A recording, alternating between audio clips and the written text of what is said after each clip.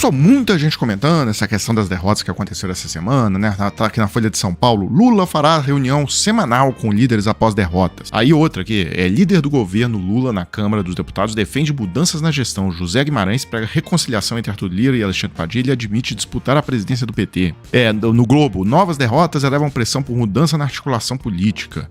Além da saidinha em fake news eleitoral, o governo viu parlamentares imporem revés sobre armas e agendas de costume. Eu já dei minha opinião sobre isso, acho que não é pra tanto, né? Ou seja, a causa das saidinhas já era favas contadas. Enfim, o brasileiro queria isso tem amplo apoio na opinião pública. O Congresso era mais do que esperado que derrubasse esse veto. Aliás, se eu fosse Lula, eu não teria nem vetado, tá? E o governo sempre vai perder nesse tipo de pauta, independente de articulação. Acho que até foi meio desesperado aquele comentário da Natuza Neri. As coisas estão completamente descontroladas, fora de controle. Vou dizer o que eu ouvi agora de um importante líder político, importante mesmo, tá? Falei, como é que você definiria a situação atual? Ele falou, é a Arca de Noé sem Noé, no meio do dilúvio.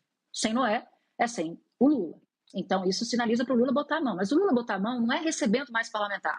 Porque talvez ele não tenha mais saco para fazer isso. Talvez ele não queira fazer isso. Deveria, mas não é isso que vai resolver. O governo o núcleo do governo é medíocre. É politicamente medíocre. Quem está no Palácio do Planalto agora não está dando conta do recado. Claramente não está. E acho que tudo que está acontecendo é o fruto do primeiro turno de 2022. A gente esquece isso, né? Mas o bolsonarismo acabou surpreendendo ali no primeiro turno. E eles elegeram a maior bancada da Câmara dos Deputados. Eles elegeram quase todos os senadores que estavam no Sul e no Sudeste. E no Centro-Oeste eles venceram todas as disputas para o Senado. Então, a gente vê o reflexo disso agora. Né? A gente tinha até esquecido disso, mas aconteceu. Né? E, bem, mas eu não acho que essa situação tão desesperadora. Um governo que tá... A capa do Globo de hoje é isso aqui, né? Desemprego tem a menor taxa em 10 anos e ocupação bate recorde no Brasil. Mercado aquecido leva a maior índice de empregos com e sem carteira no setor privado. Além disso, a gente olha a inflação de 3,8%, 3,7%, 3,8%. Né? Isso para o Brasil é um índice extremamente baixo. Né? Quase um nível de primeiro mundo. Além disso, a gente cresceu 3% no ano passado, quando ninguém previa isso. O crescimento desse ano tá previsto ainda acima de 2%. Então, peraí, também não é para tanto. Eu falo isso porque os debates que eu tenho visto aqui nas redes, o pessoal tá realmente desesperado, né? Eu vi até aquele dono da revista Fórum, Renato Rovai, dizendo assim, em que país vivem as pessoas que acham impossível uma tentativa de impeachment contra o Lula por esse Congresso? Deve ser num lugar que Lula não foi preso por 580 dias, Dilma não foi golpeada e não elegeu Bolsonaro. Sem falar de ser o último lugar do mundo a abolir a escravidão.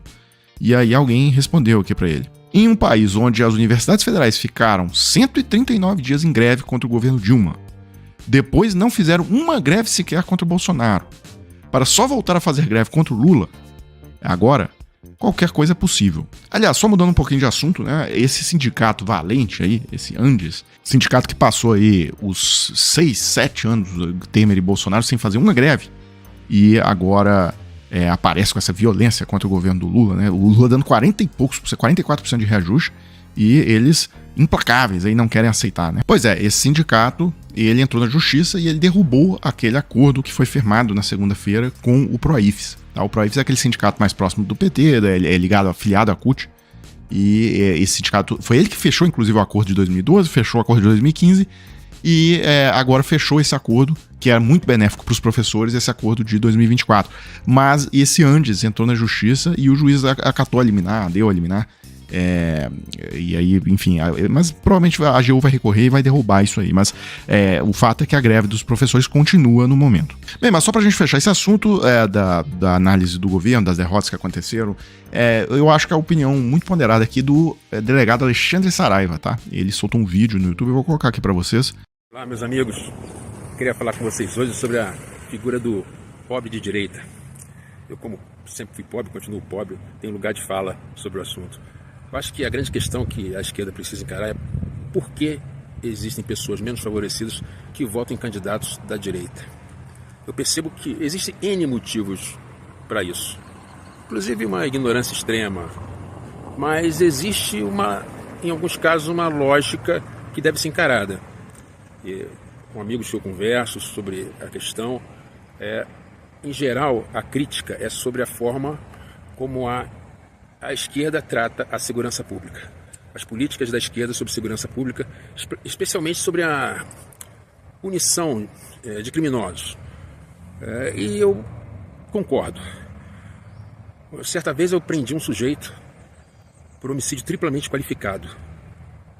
Ele botou fogo no corpo de um idoso ainda vivo. Ele ficou 6 meses preso. 6 meses preso. Eu encontrei na rua ainda depois.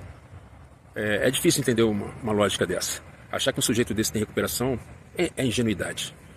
Um amigo meu perdeu um filho baleado. 6 anos depois, o assassino estava solto. Então, é preciso que a esquerda proponha uma grande reforma no Código Penal e no Código de Processo Penal, de modo que a linha divisória entre as penas seja os crimes contra a vida, os crimes de abuso sexual, pedofilia, esses crimes graves. Porque o que acontece é que nós prendemos muito, mas prendemos mal. Nós prendemos ladrões de galinha, pessoas que, apesar de terem cometido um crime, têm um grau de violência intrínseco muito baixo, ao passo que assassinos conseguem, em pouquíssimo tempo, estar novamente nas ruas. Tem que ser regime assassino, crime contra a vida, é regime fechado.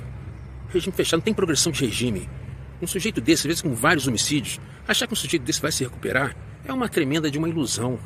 Uma tremenda de uma ilusão. Isso precisa mudar, por quê? O pobre de direita, né, ele não quer levar tiro. Né? É simples, ele não quer que o filho dele leve tiro. E se isso acontecer, se essa desgraça acontecer, ele quer que os responsáveis sejam punidos exemplarmente. E da forma como é hoje, existe até no direito alemão um princípio que é um princípio da proteção insuficiente. O que isso quer dizer? É quando a lei de um país não protege o bem jurídico que ela deveria proteger. No caso, a vida. A resposta do Estado aos crimes contra a vida é muito frágil, é muito ruim.